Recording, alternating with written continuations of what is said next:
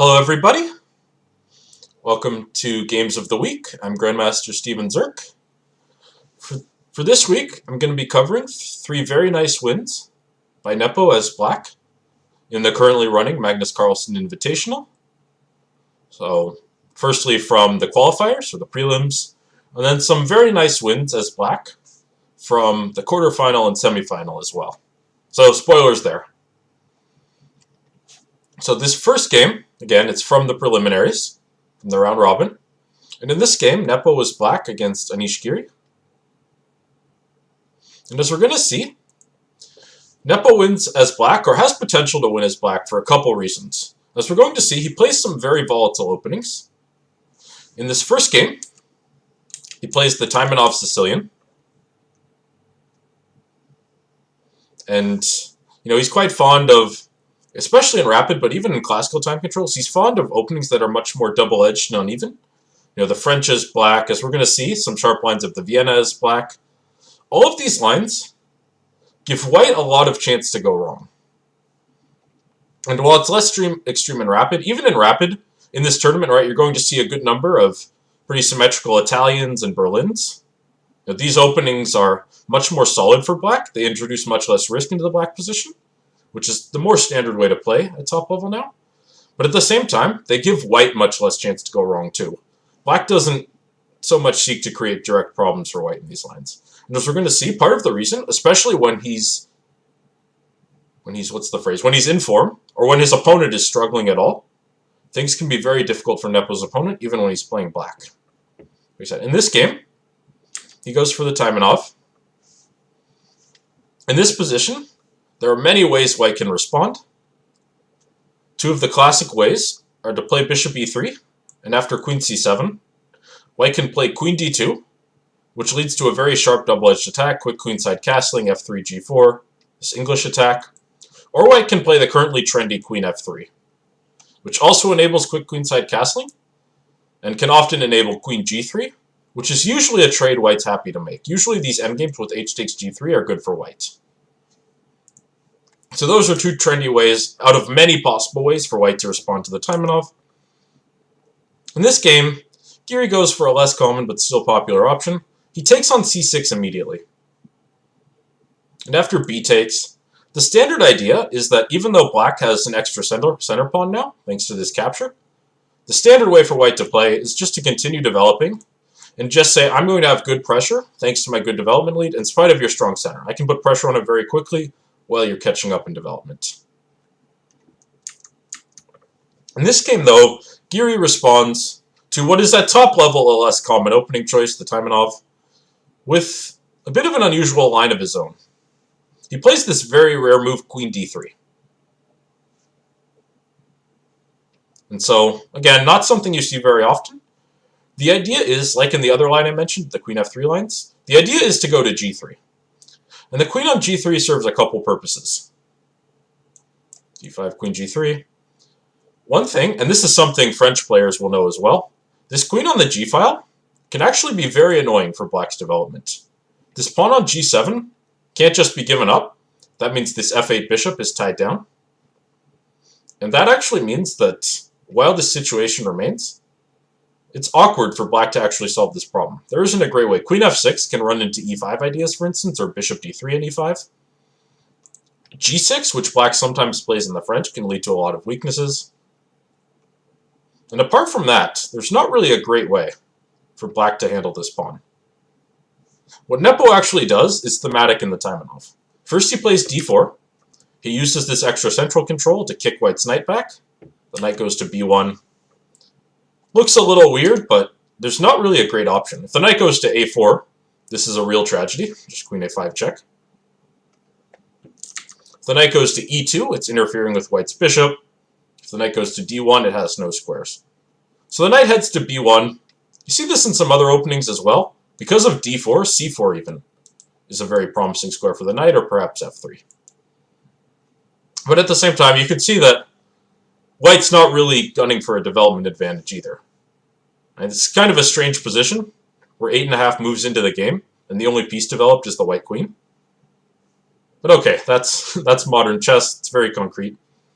And funnily enough, to make it even more extreme, Nepo's ninth move doesn't develop at all. He plays h5. This is not something to be imitated lightly. Right? You're not developing.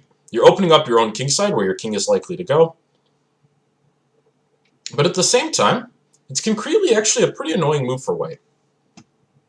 The idea is pretty simple.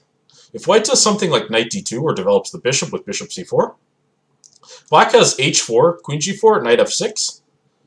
And not only maybe black can play h3, weakening white's kingside, but black is also kicking this queen out, kicking the queen off the g-pawn, which enables him to develop. So this is actually pretty annoying now that this white queen has moved to g3. And h5, again, don't imitate it lightly. Make sure you know what you're doing and you don't just get steamrolled by an attack. But h5 against this queen is very typical in the Taimanov.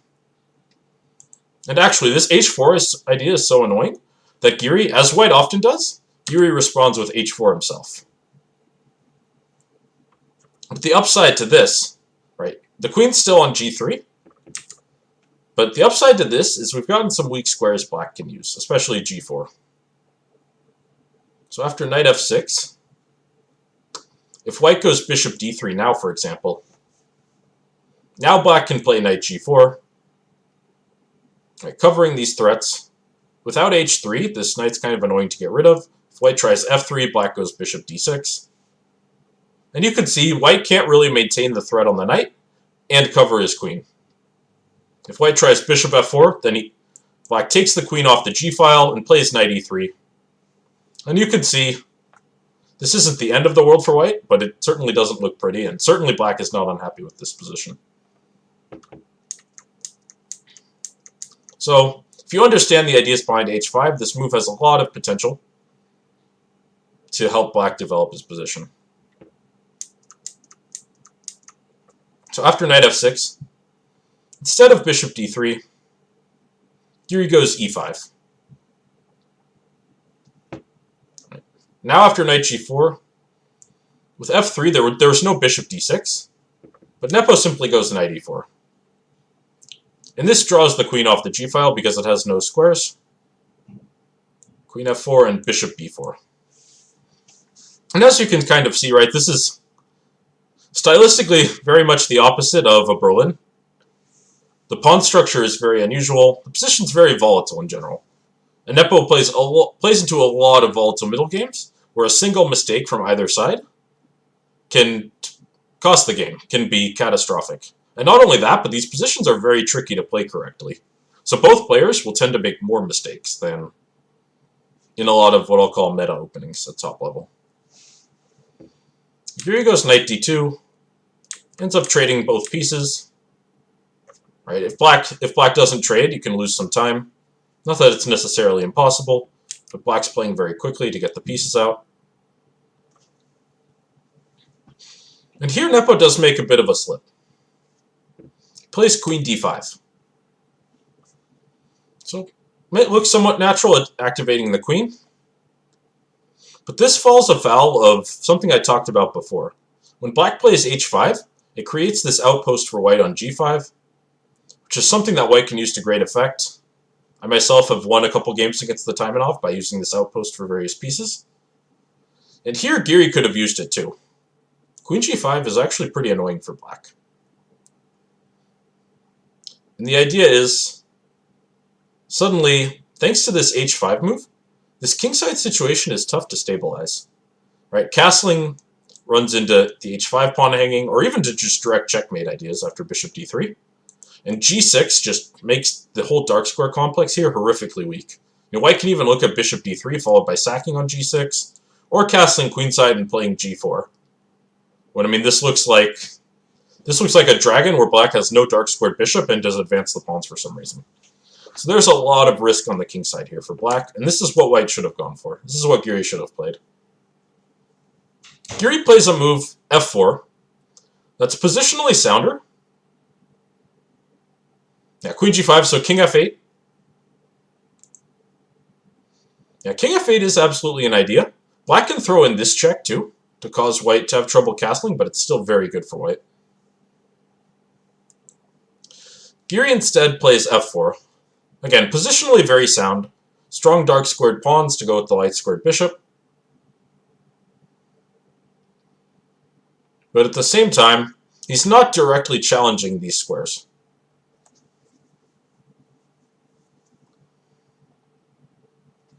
And so this means that white's attack, white's pressure over here on the king side is going to come a little more slowly. So Nepo develops his bishop. There's various ways, somewhat different ways both sides can develop here. But he gets the bishop out. After bishop f3, he goes queen c5. And the big difference here is we're going to get opposite side castling again. If you guys watched the last lecture, you know a few things about that. And white's attack is going to strike more slowly than it could have in some other lines. That being said, after castles rook d8, white still has a pretty good position. Black's pawns are a little awkward. Even though he has some open lines, there's nothing direct. After king b1, black castles kingside. Right, this is a downside to h5. This move is actually a huge favor for white, which again counterbalances some of black's active play here.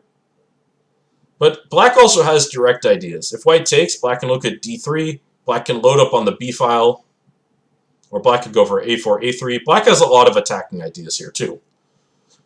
In this position, right, both sides have a lot of play. We have a pretty double-edged opposite side castling middle game. Right, and these are the kinds of positions that Nepo plays very well, and that are very tough to play, right, that really reward good play. Because it does not take much to lose a position like this. So Giri goes rook g1, aiming instead of just grabbing the pawn, Giri wants to open a file, would rather play g4, and after h takes, play rook takes. So instead of winning a pawn, he actually wants to get rid of his own pawns. Right? White would gladly get rid of these, just for the attacking prospects. Because those are much more important here, especially since black's doing the same thing on the queen side. So rook g1, again, going to rook d7, right, aiming potentially to double rooks on one of these files to activate the other rook, and Giri goes g4. So both sides playing very logically. Here, though, Nepo actually slips. Here, black should have played directly with d3. And just gone for direct action. If white takes, black can take. And if white goes queen g2, going for this g-file play, as we'll see, this was a powerful idea during the game. Black can take, and take on d1. And the idea is, white can't take with the bishop, because this runs smack into a back rank mate with bishop d3 and queen c1. White can't take with the bishop, so the rook is diverted off of g1, and black gets their own attacks as well. And both sides, again, still have a lot of play here. Still a lot of complications.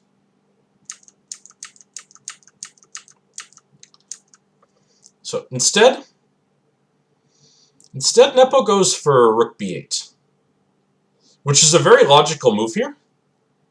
Right, this is where black very often wants to pressure. Since the b file is open, it's analogous to white's pressure on the g file. But as we're going to see, concretely, it's just a little too slow. Because here, Giri actually plays king a1 to get out of this b file pressure, at least the direct pressure. But as it turns out, he had a very strong alternative in g takes h5. And this move, besides opening the g file, which is something white very much wants to do, it offers the surprisingly useful benefit that it covers g6. So after queen g2, unlike in some other lines, black has no g6 defense, white simply takes it. And this extra pressure, this extra h5 pawn actually proves to be a real hero. Right? After d3 now, takes, queen g2.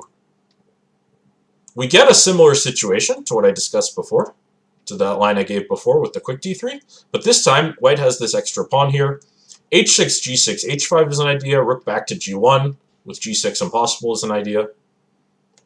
And things are a little tougher for black than they needed to be.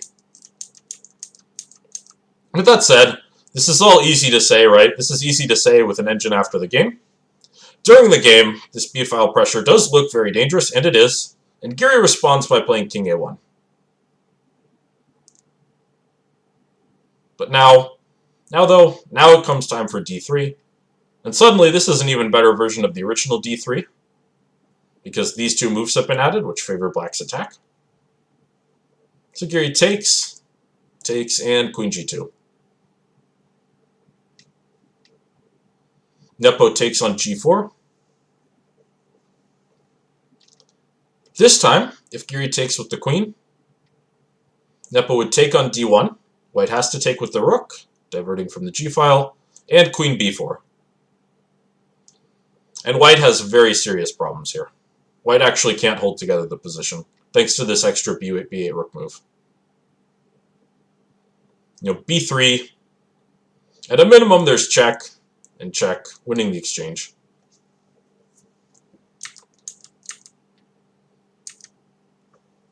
d3 reminds you of e6 in the last lecture? Yeah, exactly. You're breaking down these queenside defenses. And white still has more defenses remaining. Unlike Alyakin, black's pawn is not on c3 yet, so the attack's not quite as strong, but it's very, very dangerous. So after h takes, Giri instead plays bishop takes g4, keeping the queen on some defensive duties as well. And here, again, this is rapid. Nepo goes for what I would call the most natural move, just goes for a4, intending a3. Instead, let's say, again, he should pull this white rook off the g-file. White's attack is still very, very dangerous. And again, tactically, white has to take with the rook, and then just brought in his attacking forces. Something like bishop c4, maybe heading for d5, or a4 again. As it turns out, after a4, Giri plays the correct rook takes d3. Because it's traded on this square instead, it's true that black's bishop has been improved, but at the same time, white's rook is still on g1. And this proves to be much more important. So here, Giri suddenly had a very nice tactical resource. Right? He has the potential of discovered attacks on g7. In the game, Giri took on e6. Again, a very natural move to try and use this mate threat, but as we're going to see, concretely it doesn't work out. The best move for white is actually bishop f5. Right, and you can see, right, double threat on g7 and d3. And actually, had he played this, Giri could have pressed. After queen g1, which is forced, and bishop f5, white can press for the win here. So you can see, this game in particular was very back and forth, extremely double-edged, difficult middle game, even in classical, let alone in rapid. And so you can kind of see, right, why Nepo's results are somewhat volatile. And why when he's on point, you can see how dangerous these positions are, why he can have so many great games. Here, though, Giri did have this on opportunity.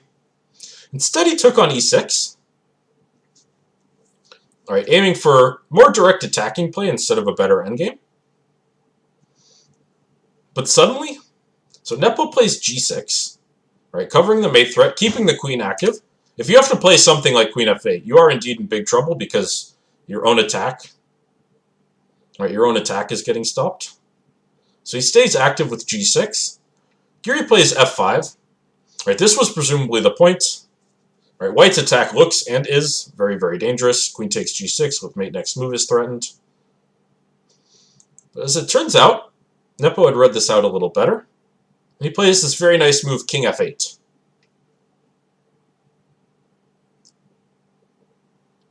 And suddenly, it turns out that despite appearances, white's attack is actually too slow. There's simply, black's going to play a3. a3 creates mate threats. And there's no way for white to break through immediately.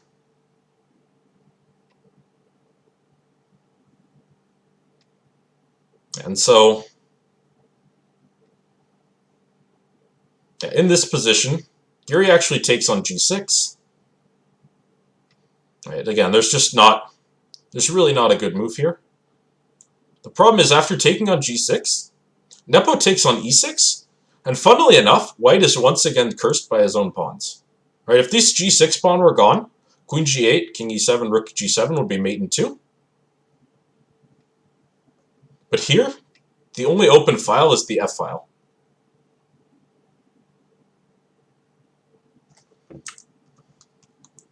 And then, so the problem is, if Giri takes it, Nepo can block with the bishop. And white simply can't get through quickly enough. White can't break through for this attack before black makes their own threats, before Nepo makes his own threats. So after rook d1, and funnily enough, again, there's just no way through, despite what appearances might suggest. g7, king g8, black uses this pawn as a shield. After rook d1, targeting the bishop, but it's not enough. Now a3 comes, and with it the threats that white simply can't stop. Giri checks on f3, bishop f5. Again, all the lines are covered.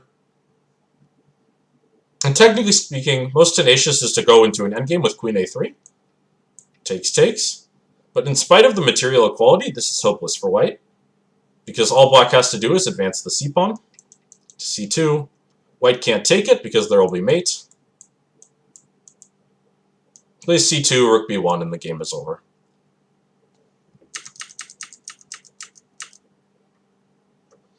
So instead, Giri plays b3, but this runs afoul of queen takes e5 check with mate. And here Giri resigned. So as we can see, a very double-edged, a somewhat back-and-forth game, but a kind of middle game that Nepo loves playing and often plays, where white takes serious risks as well. And a nice win. This was one of actually 4 black wins Nepo had in the qualifiers, which proved crucial for his advancing to the knockout. And I highly recommend, by the way, looking at the qualifier win against Wesley So as well. Another very strong opponent and another great game with black. Now, though, I'm going to advance to the brackets. So, his quarterfinal match was against Hikaru Nakamura. And once again, when Nakamura opens up with e4, he plays the Taimanov Sicilian. Knight f3, e6. Nakamura, like Giri, Nakamura goes for a somewhat unusual line. He goes knight c3, queen c7, which is the main continuation. And now, as I mentioned before, there's various continuations here. Bishop e3, followed by queen d2 or queen f3, are kind of the modern critical ones, very popular. White can also play somewhat slower with bishop e2. Nakamura plays a less common move f4. Just going for direct central control, but at the same time, potentially leaving white some problems on this diagonal, or leaving white's king a little more open. Right? It's a much more committal move than developing a bishop. Nepo continues with typical Taimanov ideas.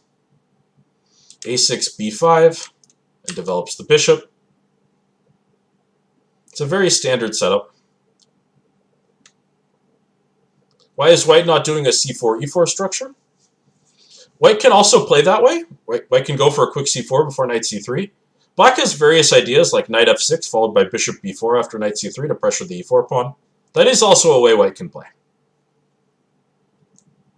So castles d6, and all of this is pretty typical. This is a pretty standard setup for black, not just in the Taimanov. Bishop gets fianchettoed here. These e6, d6 pawns control a lot of very important squares. And this setup, correspondingly, white Hikaru's setup, is a very standard way for white to play in the Sicilian. This bishop's prepared on this diagonal. This knight heads to b3 when it's pressured on d4. All very standard. Sometimes this bishop's on e3 instead. But still, very typical position. Bishop e7, rook e1. White's kind of completed their setup for the middle game. Why isn't white just better with much more space? So, the big reason I would say, one big thing about the Sicilian is black has very good square control with these two pawns. So black has a lot of potential to explode in the center. Play with d5 or sometimes e5. And this bishop can become very strong. Kasparov called the Sicilian a coiled spring. And I think that's a good way to summarize black's position. It's just playing black in these positions is all about finding the right moment to jump into action. And we're going to see Nepo does it perfectly in this game. So Nepo plays b4. The most popular move here has just been to castle. Right, and again, just kind of completing black setup. But b4 is playable as well. And here Nakamura makes the first slip. Funnily enough, Nakamura had this exact position as white back in 2003. Back when he was a mere 2550 or so. And in that game, he actually played the correct move, which is knight a4. The knight might look a little funny here, but the idea is actually somewhat reactive. When black goes d5, later on, the knight can take the c5 square. Or even in some lines with bishop e3, the b6 square can be very useful. The knight looks a little funny here, and that's presumably why he didn't play knight a4 in this game. It looks a little risky there even, because it can be targeted. But concretely, as we're going to see, the move he plays instead, knight d1, is just too passive. It gives black a free hand on the queen side. And it also enables a5, a4, which is another very useful reason to have the knight on a4 yourself. This move kind of gives black a free hand for queenside play. So Nepo continues with a5. And Nakamura makes another very reasonable-looking move that turns out to be an error. He goes knight f2. Right, logical follow-up, getting this knight to a more useful square, potentially heading here to trade off the f6 knight, or maybe even to e4 in some lines. The problem is, though, with black getting a free hand on the queen side, black's next intended move is a4. And after knight f2, a4, Hikaru is forced to go to c1. Right, another bad square for the knight. White's pieces are just not looking good. Black's queenside is very spacious now. So the best move for white here after a5 is actually to go bishop e3 in order after a4 to play knight d4 and keep white's pieces more active. After knight f2, though, a4, not only is white forced to play knight c1, but after knight d4, suddenly c2 is hanging, and white's forced to play queen d1. So this is kind of an example of the coiled spring. You can see, right, in this position, black's position is all on his own side of the board, not really making any threats against white yet, but in just a few moves, he suddenly moved 3 pieces to the 5th rank and forced several of white's pieces right back to the first 2 ranks. So black's just kind of gotten this flurry of activity very quickly. And now here, Nepo makes one of those key decisions for every Sicilian player, deciding when to strike in the center with one of these 2 pawns. And he decides correctly. He plays d5 here. Right. Generally speaking, if you can get a pawn, if you can advance one of these pawns under good circumstances, usually black is doing very well. So after e5, the question is how to follow up. And Nepo correctly plays this nice move, knight e4. And you can already see, if white can't pull something off here, you can already see how intimidating black's position is, especially compared to just a few moves ago. And the point is, if white wants to do something about this knight, the only way is to take on e4. But after black recaptures, we get these trades, and black can actually take on c2. And this is kind of the key moment. Right? For the moment, black's gotten more space, black has better minor pieces, but at the same time, black's not castled yet, and black's knight on c2 is a little awkward. So this would be the moment for white to make something of this reach that black did, to try and punish it. However, if white tries something like b3 to play rook c4, or if knight a3 to take on b4, right, this concretely would be the way to try and punish black, but Nepo read this out well. Black can play queen c6, immediately targeting this rook. And if rook c4, black has time for bishop c5 check and knight a3. And funnily enough, this rook is actually trapped on c4. I mean, don't get me wrong, all of this is very tricky. These are not positions you should play without careful thought. But concretely, Nepo has read everything out correctly. A lot of positional factors favor black as long as he can stabilize the position. And if he does this accurately, if for instance black by mistake goes castles here, again after rook c4 intending bishop c5 check and knight a3, suddenly white goes king h1. Now rook c4 is a huge threat. And when black plays knight a3, as is forced, white can take on b4.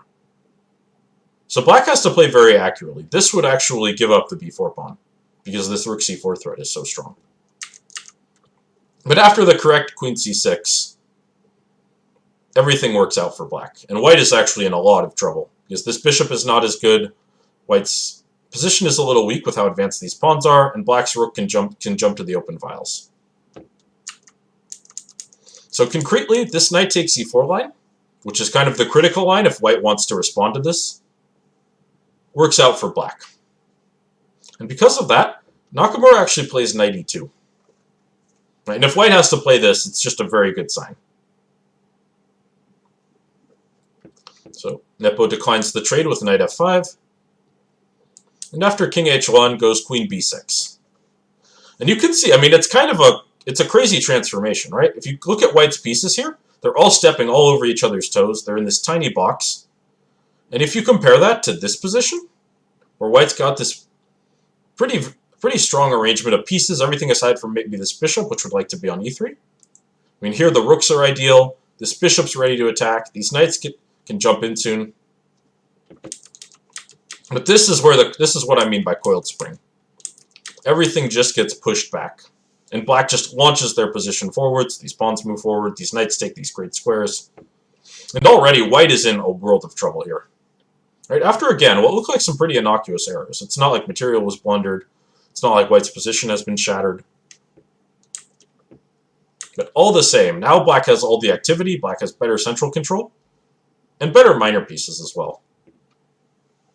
So white goes king h1 to avoid these pins. Nepo goes queen h6 anyway.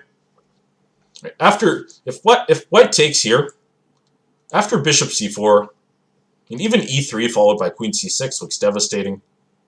Right, the potential for this bishop is very, very high on these lines. It's won a lot of games in the Taimanov. But instead, Hikaru goes knight h3 to keep this diagonal more closed. I mean, even simply taking on d2 would give black a great position. Better minor pieces, better space. But Nepo finds a very nice resource here. He goes bishop h4. And this move, more than any, really highlights the poor state of white's pieces. Because this rook is trapped, right? It can't move a single square in any direction because there are white pieces in the way. But if white goes g3, then black simply takes on d2, goes d4 check. Again, thanks to this knight, thanks to all white's poorly placed pieces, white has not a single good block on this diagonal. Because all white's pieces are poorly situated. If white's knight were on f2, if this knight were out of the way or on f3 where it would like to be, white could cover this diagonal just fine. But white doesn't have a single way to manage here. And after king g1, simply queen c6 is devastating. With crushing threats. The only move for white at this point is bishop b5, giving up the bishop to pull the queen off the diagonal. But white doesn't even have time to take because the queen just comes back to c6 or to d5. And this basically ends the game.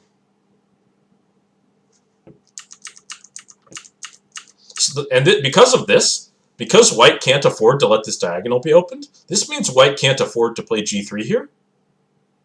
And it actually means black just wins the exchange. Already white is completely lost. After, again, what seemed like some pretty innocuous moves, just a couple passive moves with the knight, it really doesn't take much.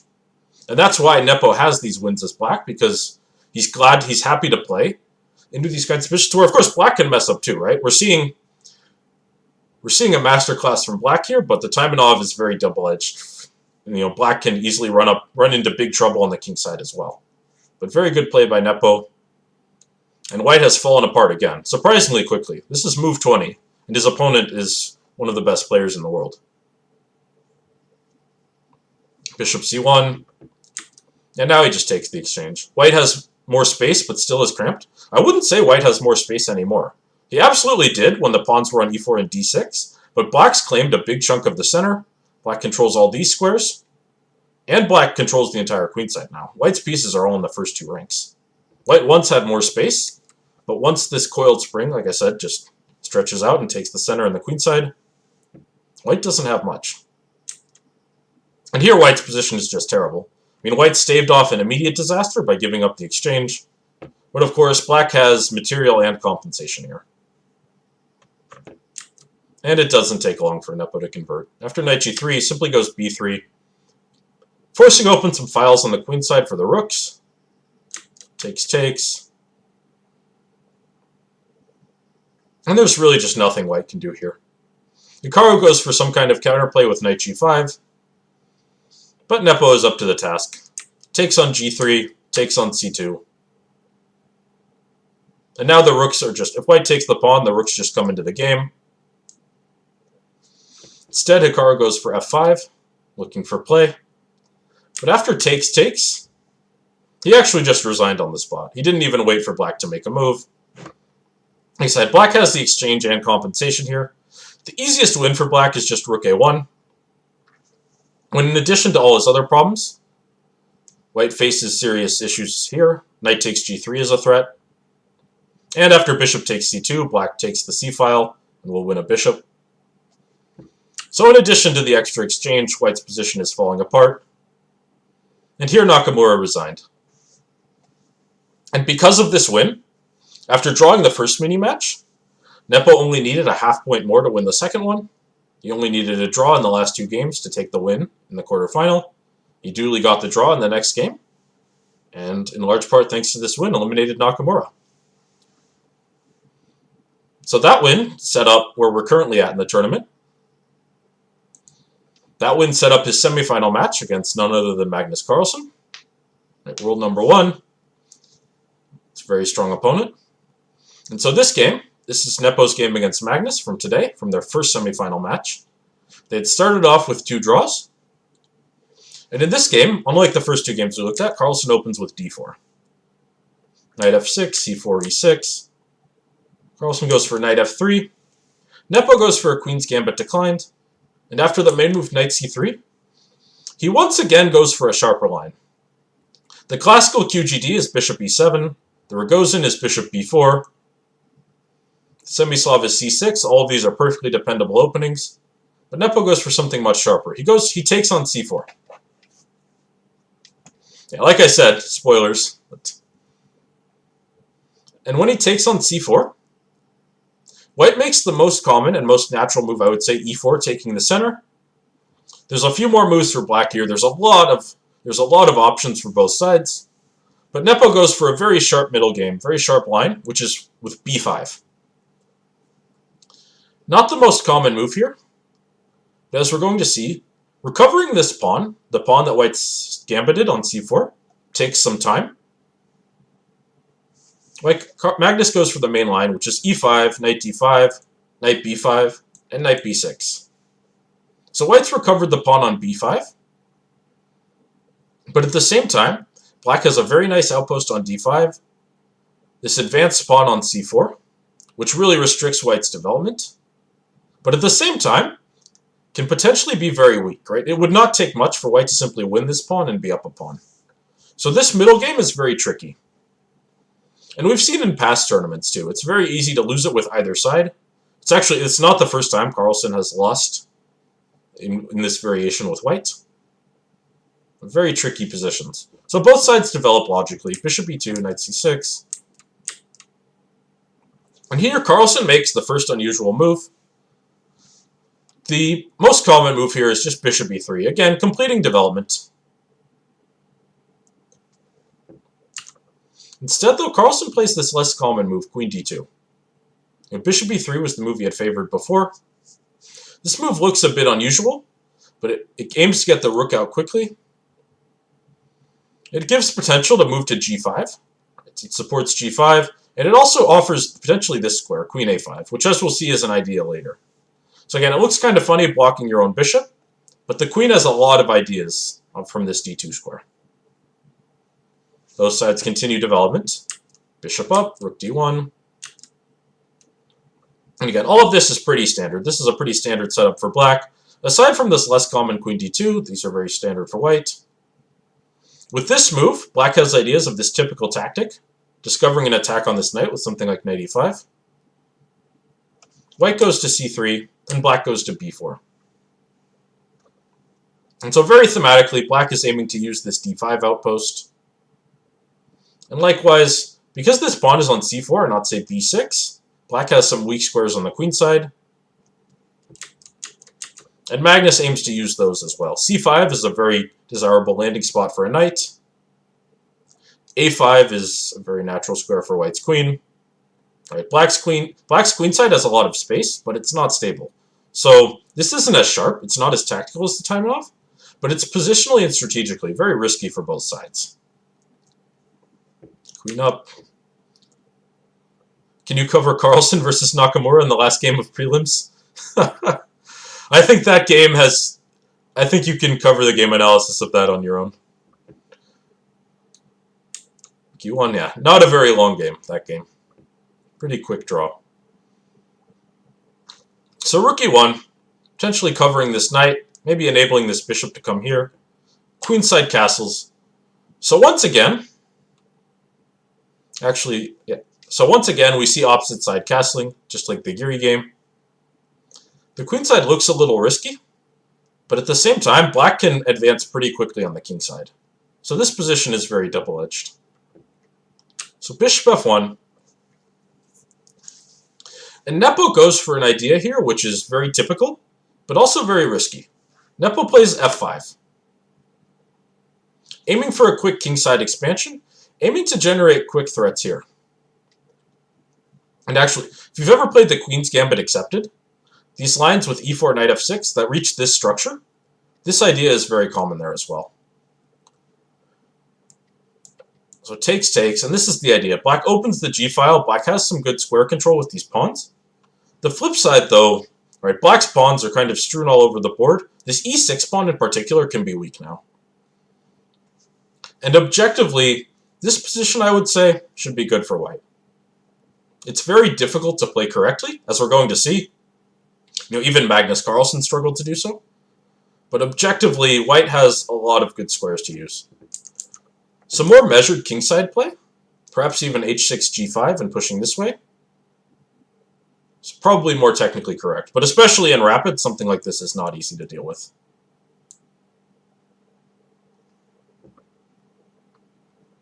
So now Magnus could go queen a5, looking at knight c5. But instead, decides to go queen e2.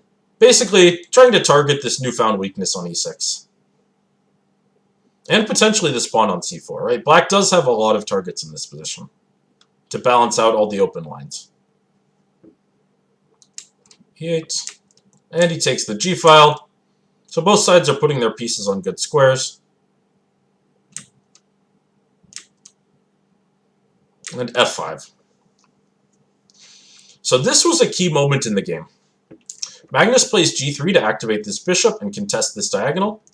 And he doesn't... It might feel a little weakening to play g3, and it is, but you don't want to leave the bishop here permanently, and this bishop can be very strong. As we're going to see, while this move is risky, it was actually a correct judgment by Magnus. After f5, he takes on d6, which is also very strong. And this key moment was White's chance to get a good position. In this position, Magnus should actually play fearlessly and take on e6. And at first, I mean, again, this looks suicidal because the bishop's not on g2 yet and this diagonal is very weak. But the whole point is that when Nepo moves this knight, knight c7 or knight f4, White has this very nice move d5. And suddenly Black's queen is hanging as well as White's. A queen trade is no good for Black here. With this pawn structure and White's bishop pair, a queenless game is not what Black wants. And after Black takes, White's going to have one more crucial move to reinforce this diagonal. White can play queen e2 with a very good position, but the ever-fearless computer is actually even greedier. It simply wants to take this pawn. And it says that as dangerous as this lineup looks, there's no way for you to use it quickly enough. An extremely difficult decision to make, especially in rapid. But this queen takes e6 and d5, right? This kind of very concrete play is forced to try and punish something like this. Instead, Carlsen plays more strategically and less concretely. Again, it's very difficult to read things like this out in classical, much less rapid. He plays bishop g2 instead. Right, covering this diagonal, covering the weak point. But this means black gets to keep the e6 pawn. And suddenly black has very strong central control and very good light square control with these pawns. And now the game, again, the game is much more double-edged. White does have the bishop pair, but this bishop is firing on pretty useless lines at the moment, and this knight on d5 is very strong.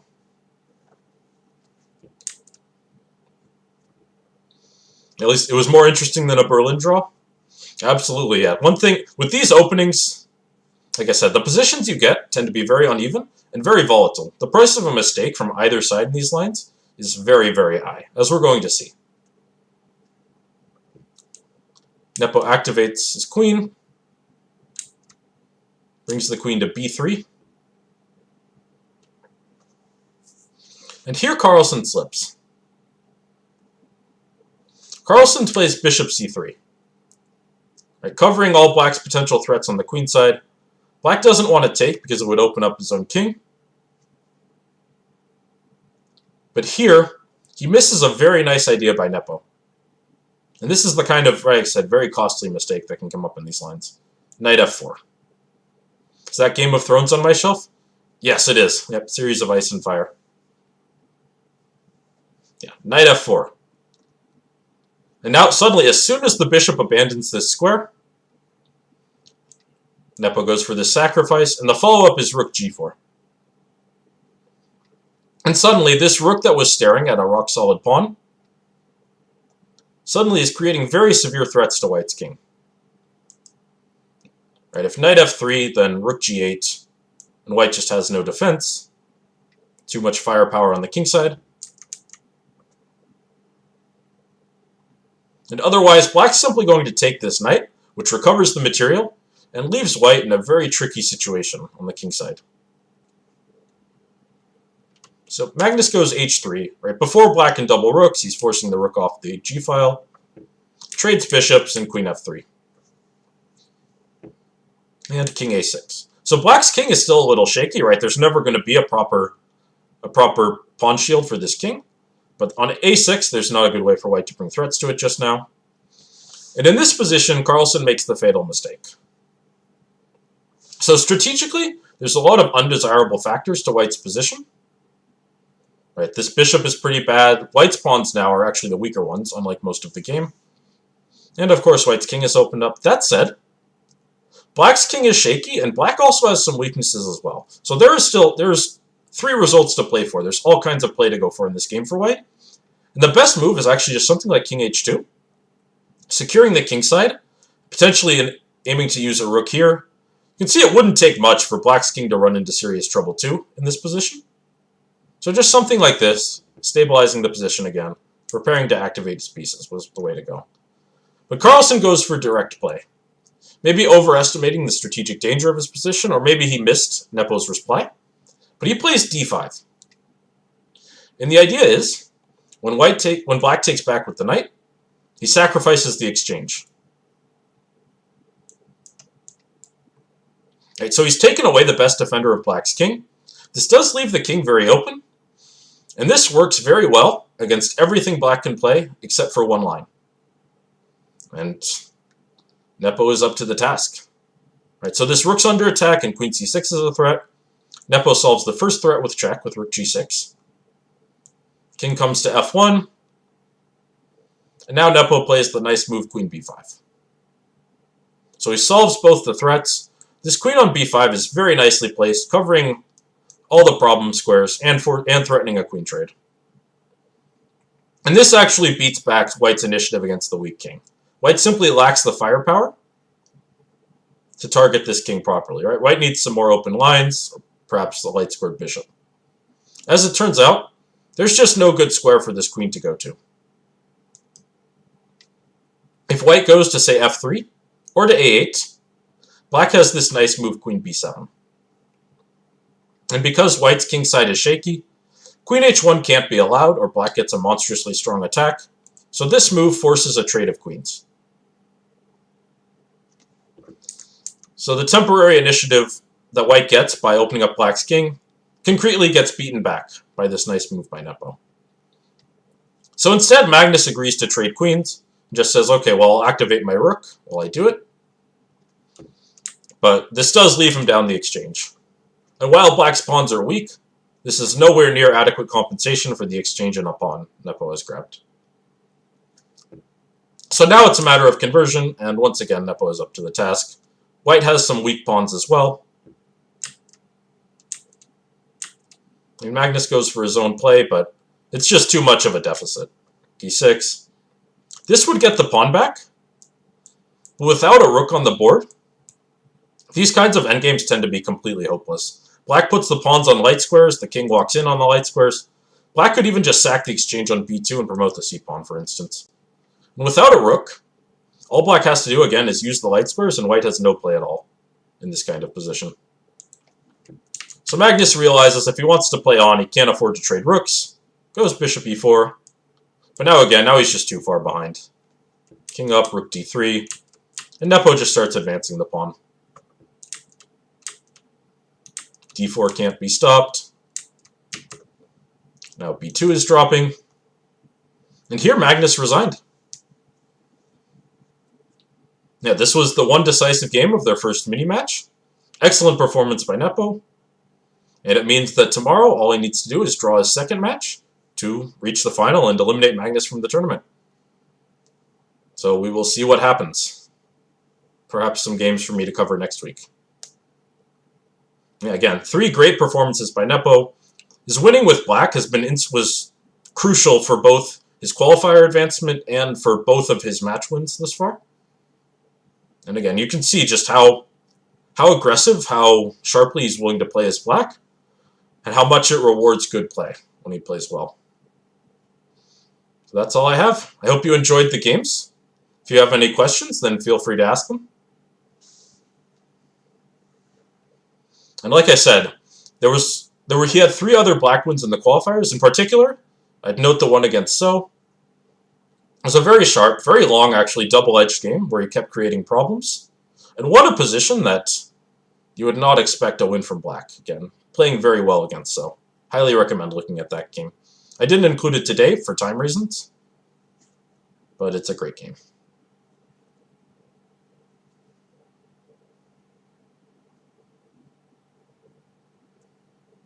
All right, well, thank you all for watching. I hope you enjoyed it.